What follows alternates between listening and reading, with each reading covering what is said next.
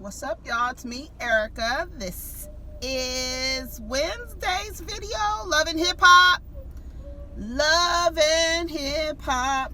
Episode 7, I think. How's everybody doing? What's going on?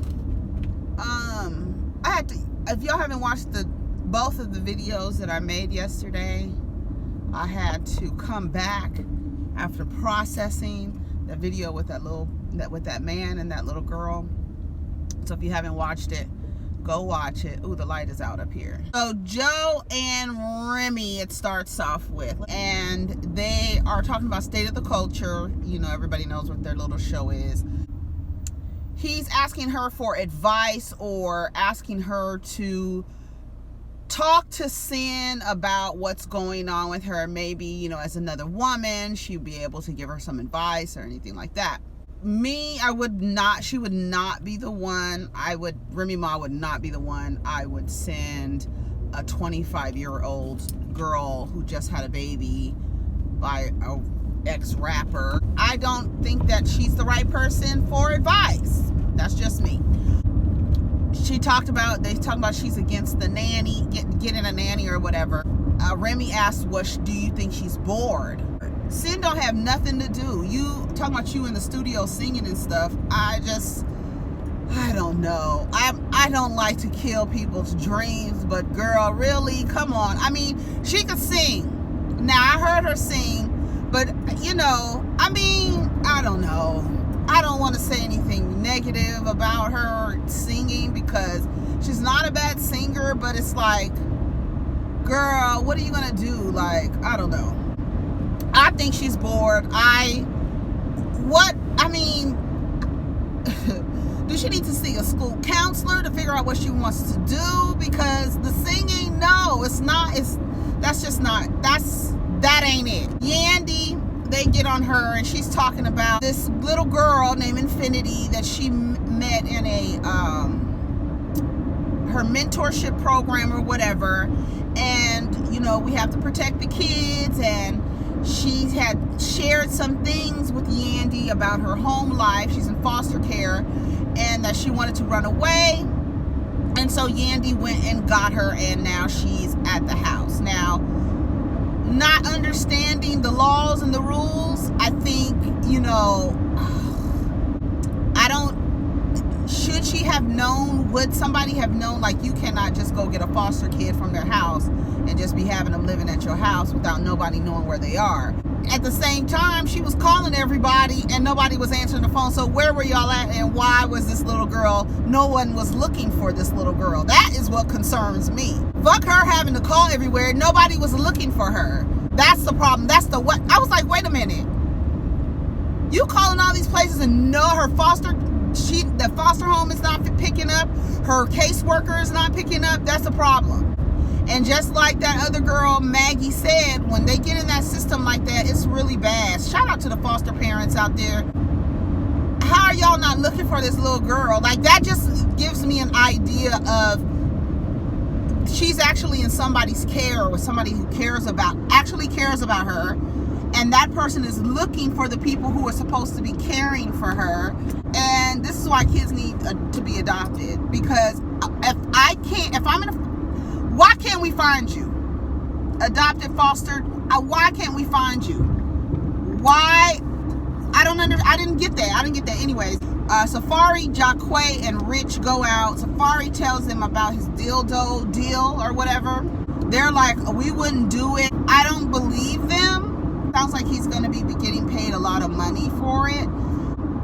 I don't think that Safaree cares about music. I think it is fun, a joke to him. I don't think he takes it seriously at all. I think it is a joke to him. Like the whole music entertainment thing, I think he's just a showman. If you know, like he's a hype man. He's a hype man. And he's going to keep the party going. It doesn't matter. Like, I don't think he cares about music like that, to the point where the guys were like, you shouldn't be doing that because, you know, it's the music. No, he doesn't give a damn where the money comes from. He does not care. his rationale, I'll get to that. But anyway, so man, they start talking about Sidney Starr and how they'll take the record back, and then Safaree starts singing that song that Rich gave to what did he give it to, Erica Mena or Olivia? December? Was that what the name of the song was called? You know, that clip of Erica Mena singing? Oh my God, I was so embarrassed. That's what I'm talking about. Like, y'all really be wanting to be singers sounding like that? You absolutely, I don't know. Like, it's hard for me to tell. You know you don't sound well. Like, we know, I know when I'm singing, I'm not gonna be like, oh girl, I'm gonna go out here and I'm gonna try to be a singer. You don't sound good. You don't hear yourself. You don't hear yourself. That's my thing. Like, what the fuck? You guys should not be crossing the street like this in the middle. Ain't no telling what they up to. Cyn and Remy Ma, they finally meet, and Cyn is explaining to her how her body has changed, and this is the reason why she's feeling depressed. Just all of these emotion and things are happening. She's feeling depressed as well. Cyn is bored. In addition to, she needs to see a therapist. I said that last week. Because you're too young to be, that's too much. Like, I know it looks like a wonderful life and all this other stuff, but you are 25 years old, you have a baby, the person that you have a baby with is very, very busy, they're not always there, and you in that big house by yourself. You're 25 years old. You don't have none of the energy around you that that matches your personality. You are gonna lose yourself at 25 years old, and you're bored. You need something to fucking do. That's it. You need something to do, because part of the depression and then addition to, like, not having anything to keep your mind going, not anything to keep, like, you're not doing anything but sitting in the house, posting pictures on Instagram. You understand what I'm saying? Like, I don't know, whatever. She's depressed. She's talking about, and while I'm depressed and having a baby, he's working. That's what you should have been doing. I would have been using Joe Budden, 25 years old. Use Joe Budden's intelligence and his connections to, you know, network, and then talk to people. I don't know. I just don't, it's not, to me, it does not look like a mutually beneficial relationship. I'm not sure who it's benefiting, quite honestly, because it just looks like, I don't know what's going on. Like, I'm looking at Joe and Cyn like, it's great, but like, what are y'all doing? That girl has nothing going on. Like, nothing. What does Cyn have going on, y'all? Like, tell me. Don't understand. And so Remy tells her to have, you know what makes me and Papoose work? She's talking about, we have a damn near perfect relationship and this and that, but we have our problems. We set time to have time together with no phones, no internet, no distractions, just us, and we have time to do that. She thinks that's a great idea. I mean, I think it's a great idea for somebody. I don't know. I'm trying to be positive about Joe and Cyn, this situation that we're watching on television. I'm just, whatever. I just think it's weird for that girl to be up in that house by herself with that baby and to have nothing to do. I think it's, I don't know. That's just, it just looks odd to me. Cyn and Remy keep talking. They're talking about having the nanny, and they're gonna start this quality time rule. Okay, great. So that's I think it's a wonderful idea for couples who need to spend time together. But okay, so you're gonna spend quality time with him, right? And you're gonna take out a block or a Sunday, right? Like she said, take out a block or a Sunday to spend with each other and with no distractions. And then when you guys are not together in your quality time, what are you gonna be doing, Cynthia?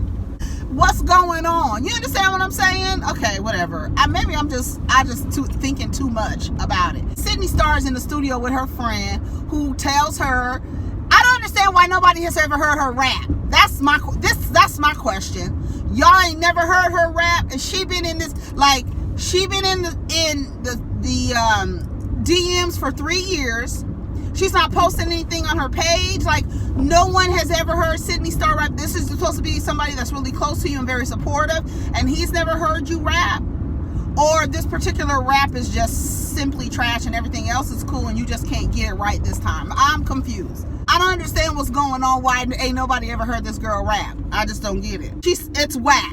And so she's upset because they're telling her that her shit is trash. And he's like, you got to look at it as constructive criticism. If your shit is trash, it's trash. You need to change it. And that's it. That's the problem. Nobody wants to be told the truth. Your shit is trash.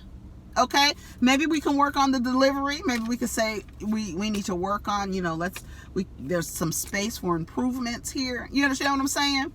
But let people be honest with you, and so that you can be better. Yandy. Oh, so Yandy is with Infinity. They're at she says she's been calling everywhere and they can't find this little girl. Jonathan comes over and tells Yandy that having this little girl here without anything from her, like without notifying anybody from the home that she's in or her caseworker, is against the law. And she's like, oh, I didn't know that. Like, I don't even think that I would know something like that. Like, you need to, well, I'm glad somebody told her, like, you need to call somebody because this is not your kid. She belongs to the state. And when you think about that, when he said belongs to the state, I was just like, oh my God, like property. Like, I don't know. It's hard to think about that, but that is why when I explain like marriage being a business, do you understand, like, the children that come with marriages are considered liabilities. They're considered pieces of your partnership. And then when you're both, the partnership is dissolved and you're unable to keep up with the liabilities, the state takes them. Like, that's crazy to me. Like, that's so crazy to me. That's so crazy to me. Okay, anyways. He tells her it's against the law. She finds out, oh my God, and now she got to take the little girl back. That's how it ended. Her crying, and it seemed like the little girl was angry, and rightfully so. You're in this nice house with this lady and these kids, and it's a good time, and this nice bed, and I don't have to be where I don't want to be, having to deal with whatever. So I would probably be pissed off too, like, fuck, why I gotta go back, right? Do the kids know that they need to be? I don't know. Yandy said she tried to call the people, so she tried to call the people. I'm gonna take her word for it. Hopefully she ain't lying. So we don't know Yandy has a history, but hopefully she's not lying about this, because it's having to do with a kid, not some goddamn Love and Hip Hop shit. You understand what I'm saying? Safaree and Remy and Papoose meet. Papoose says some shit to Safaree like, you need to get married so you can have what we have. Nigga, what? That sounded so stupid. Are you kidding me right now, Papoose? Like, we get the black love thing. We love it. I think it's absolutely beautiful. But you just said that to Safaree Samuels. And then Safaree, he gonna play into the shit. Like, Safaree is a hype man. He gonna play right into the shit, talking about, yeah, I'm gonna get married within a year. I'm gonna have a baby within a year. Who's doing that? What dumb? Let me shut up. What dumb fool would do that? Me. Me, god damn it. He proposed to Erica Mena. That is the weirdest shit ever. Like, that don't even make no kind of sense. I just don't get it. I just don't get that. Like, a lot of this shit, I'm just like, I don't understand it. Even Remy Ma was like, I just can't see Safaree rolling around a first stroller. When she said that, woo! I said, Remy, that was funny. She got that in there, because I had to watch it again. I was like, what did she say? Did she say a first stroller? I said, that fool is crazy. But she has her little jokes in. She gets her little snide comments in. The Safaree is like, no, I don't see any of that happening. And then they start talking about the dildo thing. And Papoose is like, no, I'm not going to do that. And then they start with the little suggestive little innuendos and wordplay on the dildo thing. That was cute. That little banter was cute. Remy asked him, did he sign a contract? And he said, yes. She said, did you read it? And he was like, to be honest, I wasn't really paying attention. Now, see, because of Safaree's behavior, I don't believe that he did not read that contract. I just don't believe it. So maybe that's like part of the story. Like, oh my God, I can't believe this motherfucker didn't read the contract. But that's not believable to me. So Joe and Cyn are meeting.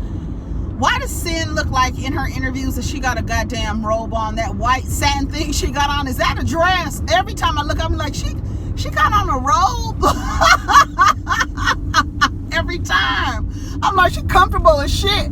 But then it's so funny because it plays into my idea that she is always at home. Like, you ain't got nothing to do. You just in a robe. And you bored as hell. You don't have nothing going on. You don't have a career. You don't have an education. You don't have a skill. You don't have a talent. What is going on, girl? You in a robe in your interviews. Is that a robe? Okay, let me stop. She tells Joe that the meeting with Remy went really well and that Remy gave her some relationship advice. And he was like, wait a minute.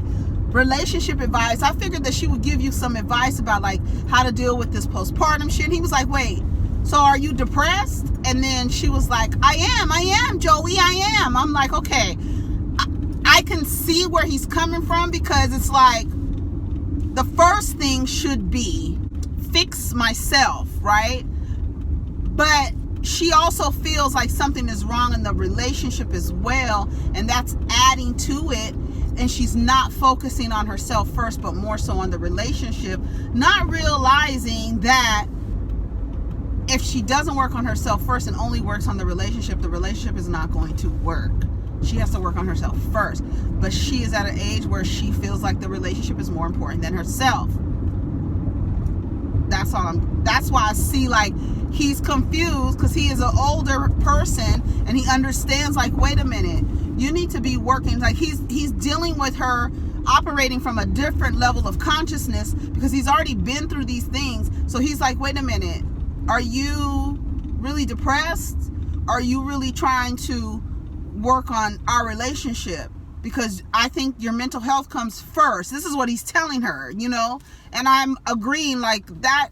What's going on? She's like, no, I am depressed, but I still want, and maybe that's part of what's gonna help her heal is that me time with him. I'm trying to be positive about it because I can understand where he's coming from, but I get it as well too, where she's coming from at that age, dealing with having a baby and being in a house by yourself all goddamn day on the damn Instagram. She don't want to go to therapy, so that's the first sign. Like, I don't want to work on me. I want to work on us. But us don't work if me ain't right. You understand?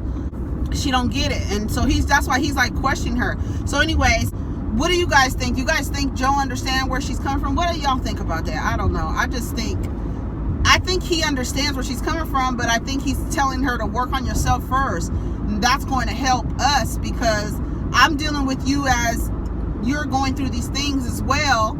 And I was trying to see, like, was he being insensitive by saying, I felt like he was kind of being insensitive with Remy, saying like, she's going through all of these things, but it's also affecting me too. But if you're never there, you're just really complaining about her bringing the grievances to you. That's what you're annoyed about or inconvenienced about.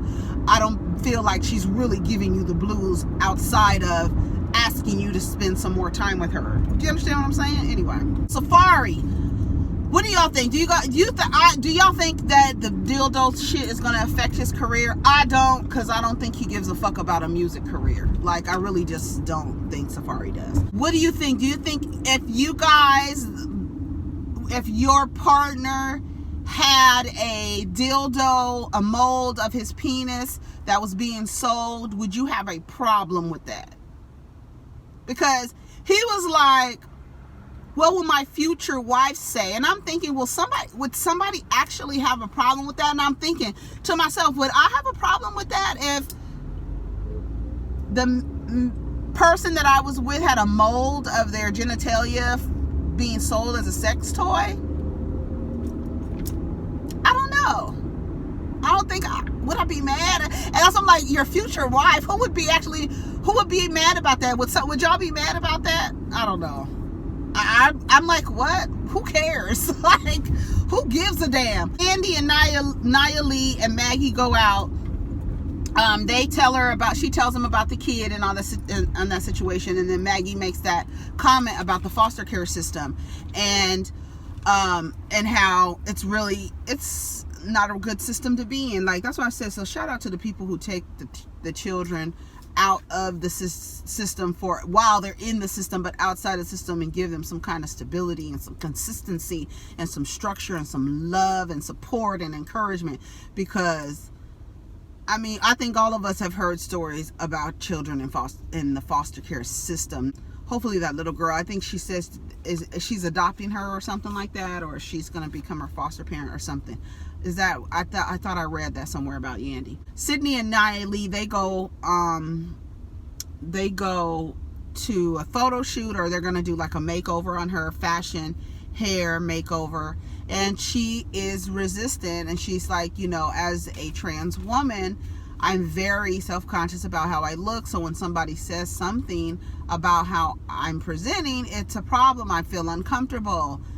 I can understand, I can see her where she's coming from and why she would feel uncomfortable with that. Her normal response or reaction to things like that is to be, you know, aggressive or snippy or, you know, resistant to it, and then vocalize her resistance as well. So I can understand, but at the same time, girl, you out here, come on, let's do a whole thing. You want to be a star. You're not gonna, you know, we want to make you look like a star. We want to make you, that's the part of artist development and all that other stuff. But I can understand where Sidney's coming from as well. You're telling me that, you know, I'm not presenting, I'm thinking I'm looking fine or whatever. I think, like, I could see where she's coming from, but I can also see where they're coming from as well in terms of developing the artist. I don't know what is going on with these people. Oh, let me drink my coffee. What happened after that? Oh, so they asked her to rap. Jacquee, what's his name?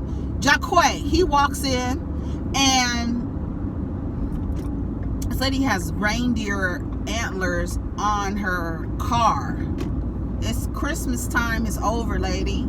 Or maybe that's just her thing. I don't, what is it, February damn near? Okay. She got the antlers on there. And she digging in her nose. She was in there, baby. She was going to town. That's why she's slowing up the traffic. Get it, girl. I hope you get it, girl. Oh my God, that was so funny. It was so funny. Anyway, Sidney throwing clothes on the ground, just being disrespectful and out of order. Out of order. You are out of order like Iyanla tells people. So she's like, my look is a touchy subject. I get where she's coming from with that. But as she starts rapping, and the rap is exactly the same. You ain't done nothing. You ain't perfected it. What are you talking about? It sounds very elementary, very elementary. And I'm like, Sidney, why? But then somebody sent me a video of a Sidney Starr video. Is that her last name, Starr? Of a video of her. And it was okay. I mean, it was okay. It was okay. It was okay. And that was it. That was pretty much the episode. What did y'all think about it? Let me know.